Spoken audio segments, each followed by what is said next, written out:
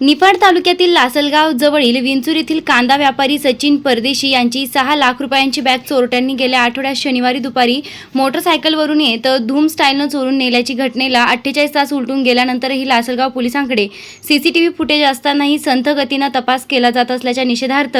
व्यापारी आक्रमक झाले असून उपबाजार विंचूर येथे कांदा व धान्याचे लिलाव काही काळासाठी बंद ठेवत तातडीनं या चोरीचा तपास लावावा अशी मागणी करत व्यापाऱ्यांनी पोलिसांना निवेदन देत कांदा व धान्याचे लिलाव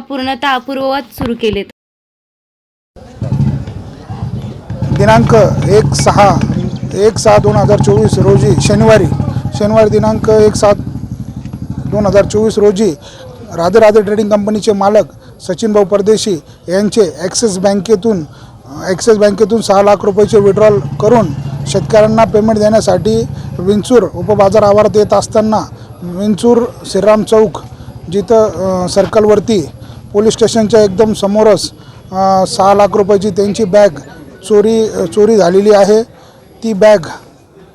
चोरट्यांनी ओढून नेली, ती त्वरित रिटर्न मिळावी यासाठी आम्ही लासलगाव पोलीस स्टेशनला